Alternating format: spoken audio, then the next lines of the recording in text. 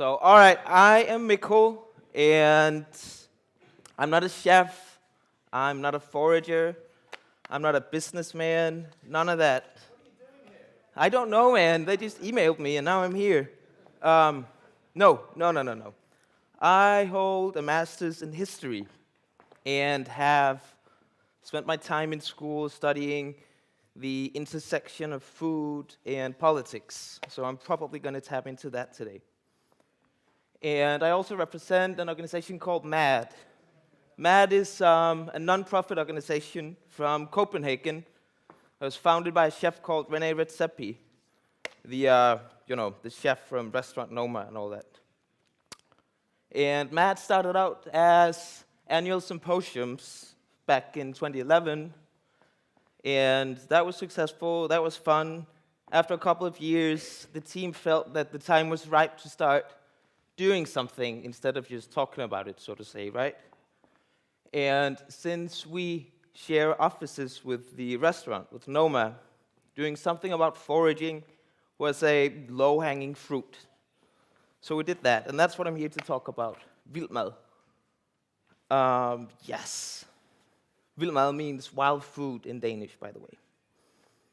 So I'm not just going to talk about vildmad, I'm also going to attempt to make the argument that foraging as such and programs alike has some sort of relevance or are meaningful somehow. Not sure I can articulate it, but let's try. Yes. All right. So before we take a closer look at what we're actually doing, I think we should approach it from a couple of different angles. How should I put it?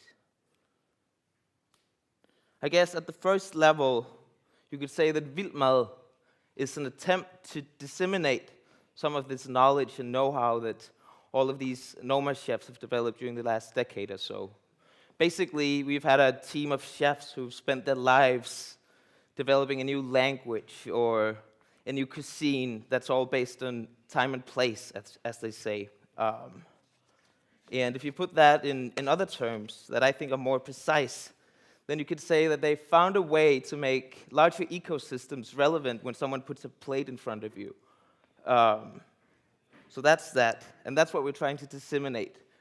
We're not just doing it by, how should I put it, exploring fine dining or through spearheading initiatives or anything like that. No, I guess you could call it democratization. The purpose of vildmad is to get all of this knowledge, all of this know-how out to as many people as possible. So that's one way of looking at it, and that's still rather abstract, I think. Another thing you could say is that vildmad is a Danish project that has its outset in the kitchen and is exploring the wild landscape. Yes. And it's a meeting of different groups of players, that's of different fields, sorry. And that's obviously that of food, and that's that of nature, you could say. So that's vildmad, and that's all well and good. But there are three pillars, so to say, of the project or the program. Three of them. We have a digital platform, we have a curriculum for Danish schools, and then we have curated foraging events in all of the country. Yes. Maybe we should start with the digital platform. Oh wait, I'm way behind. No more dishes, eh? Vildmad. Boom. There you go. So this platform consists of different things. We have an online universe, a website, and we have two apps that are integrated. That's one for grown-ups and one for school kids that works together with the curriculum we've developed. In its essence, this platform is a tool that will help you explore the landscape and unlock all of its culinary potential, so to say. And these tools are manifold. It's not just one thing. We have guides to the landscape, we have plant descriptions, we have recipes, we have all sorts of stuff. Yes, what else is there to say? Yes, Obviously, it's filled with a lot of content, and we have had the opportunity to develop this ourselves, so it's unique, so to speak. We started from scratch with all photos and all the descriptions and all of that. And that has given us the opportunity to curate it in a very specific manner. So, as I said, it has its outset in the kitchen, which means that we are communicating everything to people cooking. So it's for the cook, so to say. As a consequence of this, there's a lot of things that haven't been prioritized in the same way as some of the other projects we've heard about today. That could be the medicinal knowledge or something, I guess the medicinal and the botanical knowledge that hasn't been prioritized here. Yes. But let's maybe take a look at the core of the platform, which is one of the apps. This tool, you can download to your phone. There's some guides that will help you read the landscape. And that's obviously quite a complicated matter, but with this in your hands, you'll be able to decode your surroundings and hopefully find something you can take with you home to your kitchen, yeah? So this is the news feed, so to say, you're met with. And if you click this, let's see, this compass, right? You'll be faced with this, 4 different choices. And even the, a rookie forager can answer these questions, right? Where are you? Near water, in an open land, in a forest, or in an urban environment. So say you click the top button. This is what you get. Even more choices. Are you on a salt marsh, by a lake, rivers, streams, or beaches? So a little text description so you know if this is something you want to explore. And if that's the case, you're faced with this. And that's all of the content I'm talking about. We have photos, we have sound files, we have text. If you scroll further down, we have illustrations of a typical salt marsh. When you go through all of this content, you'll hopefully be able to decode the area or the landscape you're in. And in the end, you get this, a list of things that are potentially in season in that specific area. So if you're on the salt marsh in January, you can probably find scurvy if you open your eyes, yeah? Then you click scurvy, and you get a description alike, but about that specific plant. You get photos here, further, even more photos up here, something about how it tastes, how it reacts in the kitchen and all that, yeah? And then, in the end, recipes, obviously. So that's the core of the digital platform. Doing it this way, where, let's see, you're guided through the landscapes like this. That obviously comes with a consequence for the end user. We're not really supplying anyone with treasure maps, so to say, that will guide you to free food. This is a way where you can learn to decode the landscape and always be able to find something out there, even if there's not anything plugged in this treasure map, yeah? So it takes a little dedication from the user. Yes. All right. Let's move on to the curriculum. How cool is that? All right. So curriculum. Whoops. Let's see here. It's in Danish, and it's designed for, how should I put it? It has its outset in the kitchen in the same way as the rest of the content. And it's a tool for the teachers to introduce their class groups to foraging and wild food in general. Burp, burp, burp. Yes. And I think one of the cornerstones in this specific part of the project is to believe that knowing your ABCs in nature, that is decoding the landscape or having an intimate relation to the seasons, that is as important as reading and writing. And with that in mind, or with that as our guiding star, we've developed this. So, all right. The curriculum is developed, oh wait, that's just some kids foraging, yeah? Even more kids foraging. Anyway, the curriculum is designed in a manner that's quite flexible, which means that a teacher can apply it for a single lesson, or it could be the theme of a whole day, or it can even be something that the class group returns to throughout the semester. So that's one way it's flexible. Another way it's flexible is how you can apply it, or with what prism, so to say. So it works in science classes, it works in cooking classes, you can apply it in Danish classes even, or it can be, how should I put it, the outset for a discussion in the social science classes about, say, sustainability of food systems, yeah? And I think, yeah, here you go. Here it is. It's obviously in Danish, but might be nice to see. And this is obviously also just a little part of it. So that's that year. And the last part of a little trinity is foraging events. Foraging events in all of Denmark. We offer 600 trips a year in collaborations with what's called rangers in Danish. Sorry, naturvejleder, which translates to rangers, roughly.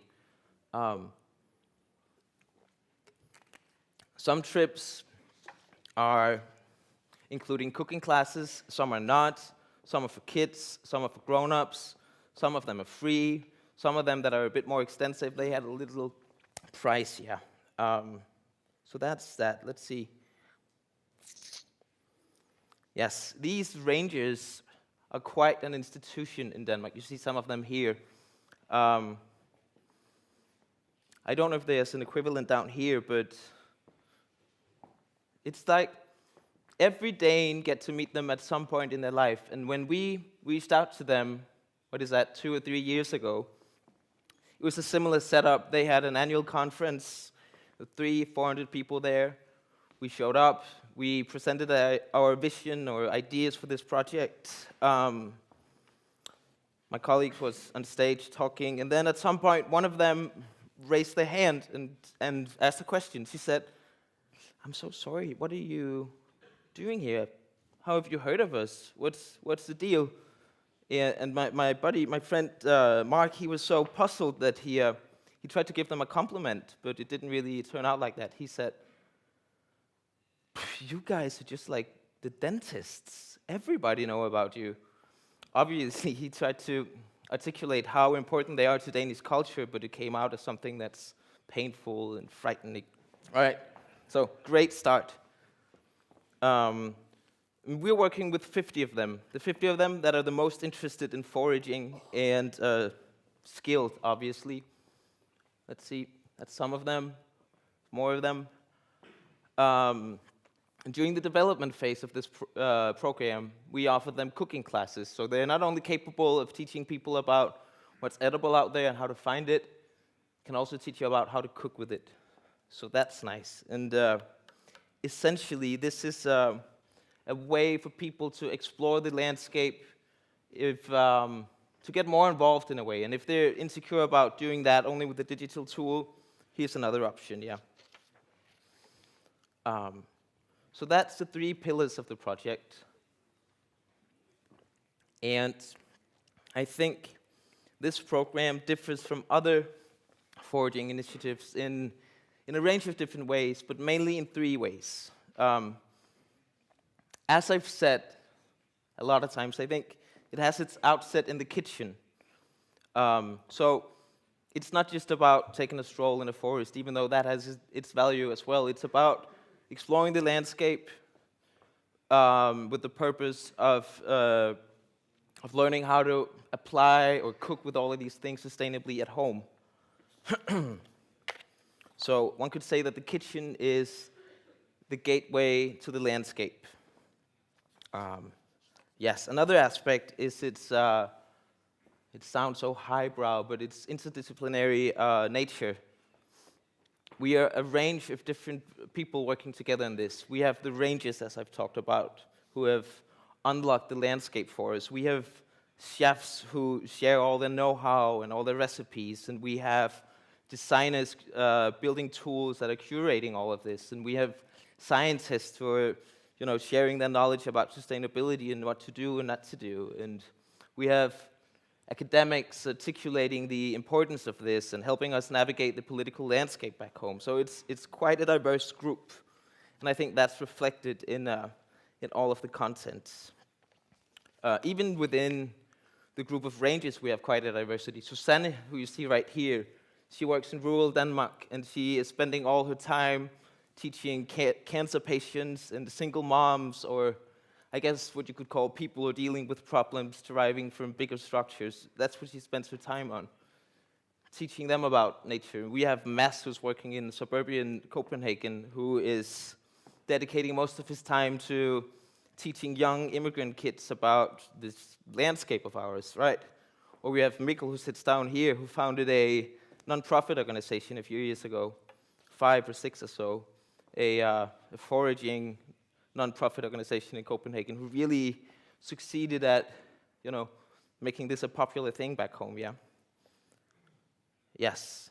So that's another thing. And the last thing that I think is, I don't want to say unique, but one of the cornerstones of this project is what we called a foraging methodology. And it slowly revealed itself to us after God knows how many foraging trips and workshops and conversations with potential users. We found out that the rookie forager asks herself this question. She says, what can I possibly find out there? Let's go explore it. And how should I put it? This question is fundamentally flawed, and it's based on an idea that the landscape is all the same. It's all the same that's happening out there. And it's not, so we tried to re-articulate this question. We tried to break it down into smaller bits. So instead of just asking, what can I possibly find? Maybe asking, is the soil soft and moist, or has it just rained, or how much shade is this area exposed to? And the point is, breaking the big question into smaller questions will help you decode the landscape, and that will heighten the potential of finding something edible. And I think the key takeaway here, which is implemented in all the pillars of the project, is that you have to understand your surroundings, or if you understand your surroundings, then you know what you should be looking for. Or in other words, a successful forager is constantly assessing the landscape and making decisions based on those assessments. So, in short, don't go look for seps on the beach, and don't look for salty herbs in a deciduous forest. Yes. So that's that.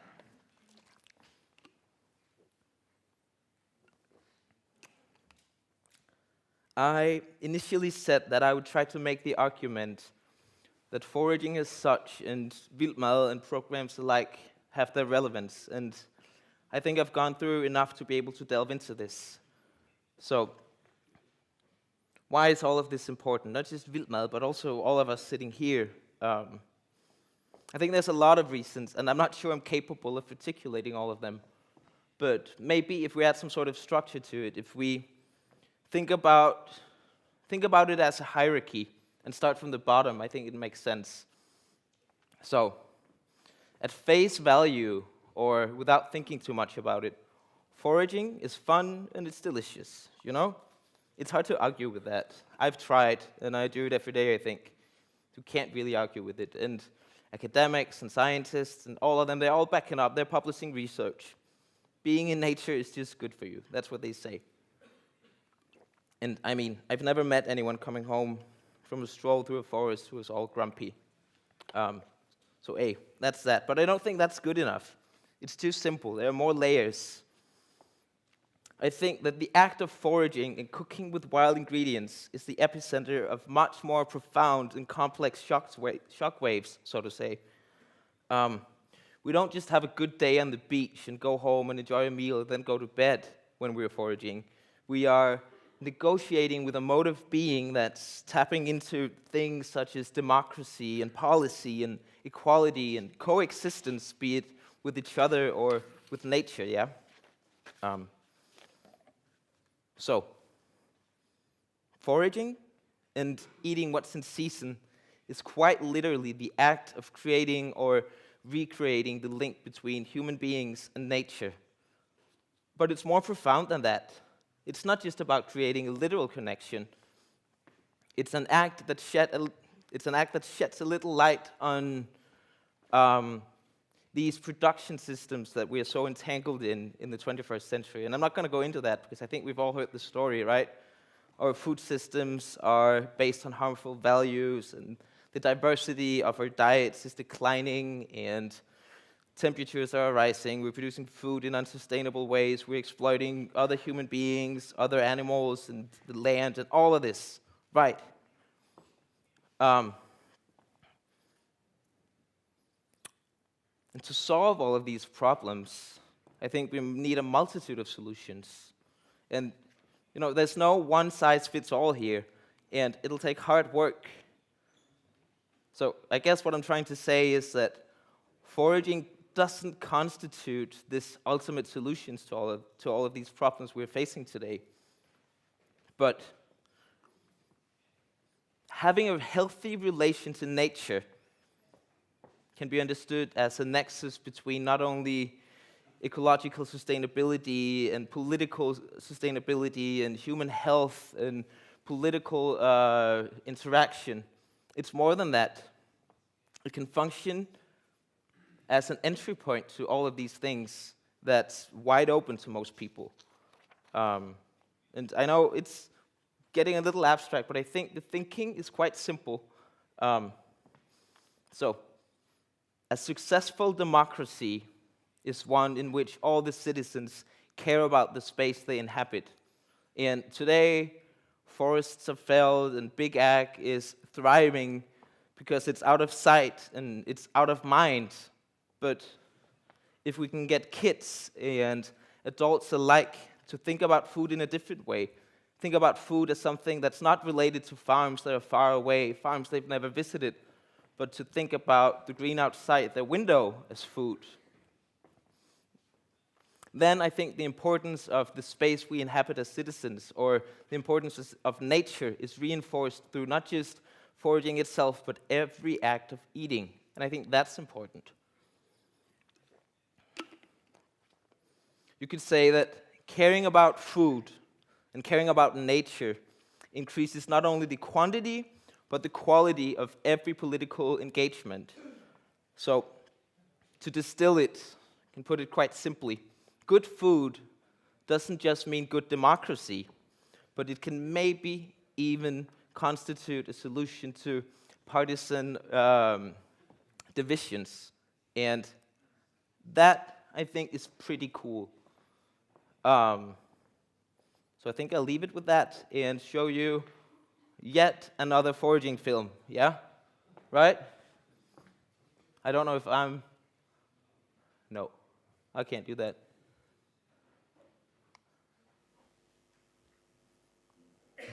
Oh, wait, boom. What if we were all foragers? If we were cooking with a little wild food every day? If we were acquainted with the land, in tune with the flavors of the seasons? If we thought of the forest as a larder and the beach as a beautiful pantry? If we were able to stroll through the wild and pluck things like we do off the supermarket shelves? If we knew how to track down the ramsons shooting in early spring? What if future generations knew how to harvest sustainably? How to unearth roots that taste like cinnamon? What if the landscape became the focus of the meal, capturing the unique flavor of that point in time? I remember the first time I went foraging. I'll never forget that sensation of suddenly realizing what I was surrounded by. I was like, oh shit, I'm actually standing in the middle of all this food. Where can I walk now? I thought to myself, before carefully making my way back to the forest path through a field of woodsorrel. Wow, there are all these amazing, delicious things out there. At that time, I discovered a whole new way of interacting with a place, by eating it. As a chef, it helps you understand your surroundings more intimately. For us, it spurred inspiration. It vitalizes you even. It reveals a new direction. Ever since I've wondered, How do we teach our kids to read the landscape? And how do we make sure that their children have an edible landscape at all? And how do we make sure that the generation following our grandchildren takes pride in knowing the rhythms of the season?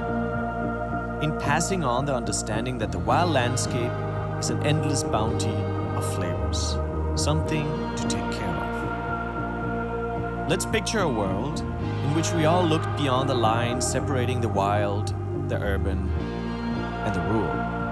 A world in which we all noticed, let's say, the pineapple weed growing between the cracks in the sidewalk. Realize that the pretty flowers on the tree in our garden are so much more than that they're actually delicious, that we can infuse our oils and teas with cherry blossoms, that it doubles the beauty of that very tree. Most of all, let's imagine if we fully understood our inherent connection to nature, that the landscape is not just something we can interact with, should we choose to, but that it's actually something that we're supposed to engage with, in one way or another, every single day. What if we were all foragers?